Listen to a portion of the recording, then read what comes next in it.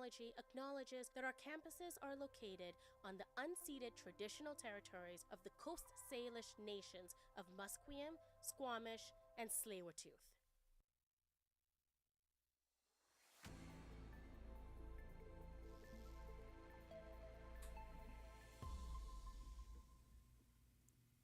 Good afternoon, I'm Caroline Doyle, and these are your 3:30 BCIT news updates. A significant atmospheric river is making its way across British Columbia and causing a slew of evacuation alerts and one evacuation order across the province. Our reporter Joe McHugh has more on what to expect as the rain continues to fall. Emergency Management Cowichan has issued an evacuation order for 10 Vancouver Island properties in the Cowichan Bridge area, approximately 70 kilometers north of Victoria, due to flooding along the Cowichan River.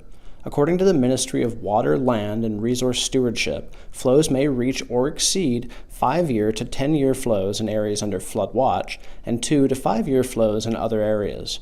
The evacuation order will remain in effect until further notice. Residents evacuating from the Cowichan Bridge area are asked to check in at the Cowichan Community Centre located in Duncan. Joe McHugh, BCIT News.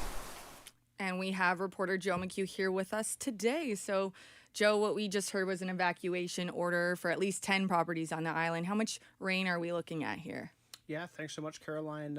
Approximately 200 millimeters of rain are kind of hitting the west coast of the island right now, and it's kind of transitioning to a little bit less than 180 millimeters forecast for the east coast. There's going to be a lower amount still hitting Metro Vancouver, but you're still going to be seeing in excess of 150 millimeters of rain. Right, and do they foresee more flooding as the day goes on, or? No, according to the ministry responsible for managing this, the flood risk has peaked at this point. However, the evacuation order does still remain in effect, and they're encouraging people to not return to the area until that's lifted, just for their own safety. But no, the waters are not currently rising. Thank you for the updates, Joe. Thanks so much for having me. The Fraser Valley Regional District has issued an evacuation alert along the Chilliwack River due to risk of flooding in the electoral E District. This alert includes all lands between Allison Pool and Chilliwack Lake near the Chilliwack River or within the Chilliwack River floodplain. This includes the Paulson Road subdivision. Head to the City of Chilliwack website for more information on evacuation procedures and information. It's coyote mating season in Vancouver, and one local organization is letting residents know how to keep themselves and their kids safe in coyote country. Reporter Riley Cunningham has more on the canine conundrum.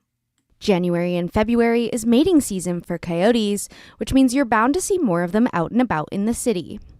Public parks are a popular choice for coyote dens, but parents should be on the lookout when their kids are on the playground. Rose Wilkin from the Stanley Park Ecology Society reminds parents on how to keep their kids safely coexisting with coyotes. Empowering kids to feel like they know what to do when they see a coyote, and if they follow the be big, be brave, be loud, they'll be okay. The Ecology Society urges residents to use the online reporting forum to report any coyote sightings in their neighborhoods. Riley Cunningham, BCIT News. The dates of the Broadway street closure have been announced, pushing local businesses to request a meeting with the Ministry of Transportation. Our reporter Orchid Solang has more. The Mount Pleasant BIA is demanding a meeting with the Transportation Minister, Mike Farnworth. This comes after the recent announcement of the street's official closure dates. Starting January 26th, the section of Broadway between Quebec and Maine will be closed. The MPBIA are seeking to discuss how this will impact local businesses and urging the government to help find a solution.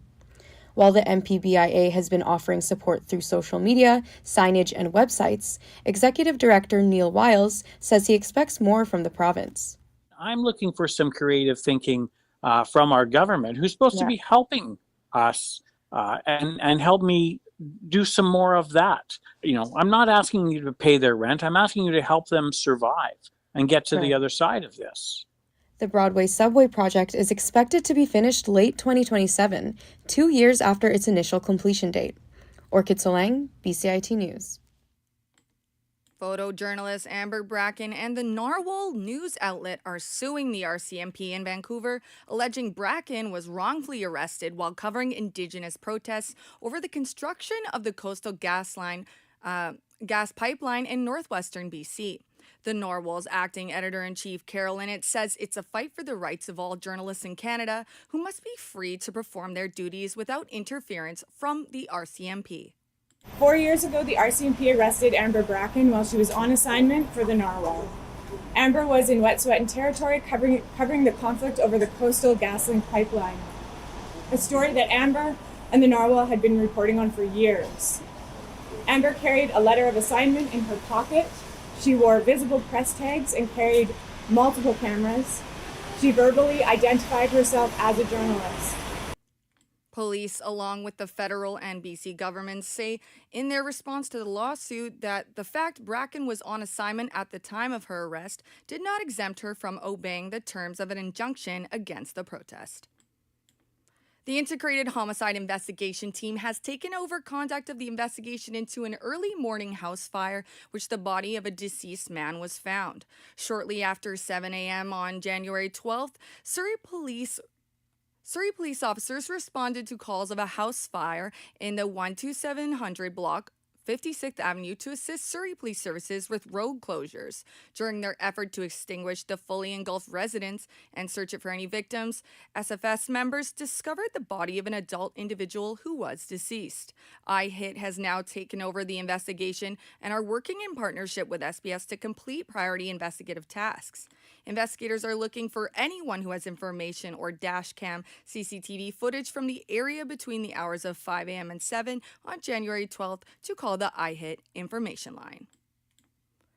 The Iranian government has shut down the country's internet, and it's having a big impact on the Iranian community in Vancouver. Our reporter Thomas Adams has more. Vancouver's Iranian community is rallying in support for Iran's citizens opposing the government. In Iran, the government has shut down the internet, leaving the citizens stranded when it comes to communication with relatives in other countries. For Samira Basiri, who moved to Canada from Iran 2 years ago, she has not been able to contact her family for 4 days. It's shut down. We cannot have some kind of communication with my parents, my sister, my brothers, my father and mother is there, and we don't have any information, we do not have any contact with them, and we are very worried about that. With reported deaths at protests, the wait has never felt longer for the Iranian community to hear from their loved ones. Thomas Adams, BCIT News. The city of Calgary says water use remains too high as testing continues on a recently repaired water main that ruptured in the city late last month. Calgary's Emergency Management Agency chief says residents used over 500 million liters of water on Sunday, putting the system under significant strain. Sue Henry says residents can reduce water by taking shorter showers and reducing toilet flushes. 60% of our water use is used by residential households. And that is why we feel so strongly that each and every one of us can make a difference. Thank you to everyone who is saving water. Every liter really does count. The pipe was fixed late last week and is now undergoing testing. The city says it should be brought back in service in the next few days if all goes well. NASA has announced possible launch dates for Canadian astronaut Jeremy Hansen. The agency has identified several launch windows of about 2 hours each for the Artemis II mission. The launch windows are between February 6th and the end of April. It's set to be the first journey to the moon by astronauts since 1972 and would make Hansen the first non-American to travel beyond the low Earth orbit. And in entertainment, a classic Canadian sport is gaining intrigue, but through different means. Our reporter Eden Chipperfield has more on what's eating up the interest in the sport. Since its premiere on November 28th, Crave's Heated Rivalry, a TV show about exploring the relationship between queer people and the hockey world, has captivated viewers. The 6-part episode series has launched a new interest in the sport that's encouraged some to get involved. Board Secretary of the Cutting Edges Hockey Association, Sam Jaffe, says the heightened interest has been great for Vancouver's only 2S LGBTQIA+ hockey club. So I feel like the representation on a club level has been really enormous in kind of just bringing awareness to our existence. The Cutting Edges hosts their next community skate on January 16th. Eden Chipperfield, BCIT News. And on that note of hockey, we head over to sports. Now, for the PWHL, the Vancouver Golden Eyes didn't see victory in their game against the Montreal Victoire Sunday, losing 1-0. Montreal's Anne-Renee Desbiens stopped 26 shots against Vancouver. Meanwhile, Golden Eyes goalie Emerence Mashmeyer saved 25 shots on net, only one less than Desbiens. The lone goal that whipped past Mashmeyer from Montreal was scored by their defender, Nicole Gosling. This makes it Desbiens' third career PWHL shutout. The Golden Eyes faced the Toronto Scepters on Saturday, Vancouver's last stop on its 6-game road trip. Montreal returns home to face Ottawa tomorrow. And now for the Vancouver Canucks. The Vancouver Canucks lost 5-0 against the Toronto Maple Leafs on Saturday. Starting goaltender Thatcher Demko suffered a lower body injury in which the Canucks say he's expected to miss a week or two. They say it happened during the first period after 3 goals and 6 shots were let in. Demko exited the game before the second period. Backup goalie Kevin Lankinen took his place between the pipes to try and salvage the game. The Canucks were unable to solve Toronto Joseph Woll, who stopped all 29 shots he faced for a shutout. Demko has already missed 12 games in November and December due to a lower body injury. Head coach Adam Foote says the 30-year-old netminder has a couple of things going on all season, and they're waiting to hear back from medical staff. Vancouver continues to struggle with injuries this season, including defenseman Derek Fortbord and centers Marco Rossi, Teddy Bluger, and Philip Hedel, who remain on the injured reserve list. Winger Connor Garland is slated to return to the lineup against the Habs tonight after sitting out 5 games with an upper body injury. But the Canucks will be without bruising forward Keefer Sherwood due to an undisclosed ailment. And in weather, it is raining, but Metro Vancouverites can look forward to sun starting on Thursday. Stay tuned for more on BCIT's 1680 The Crow.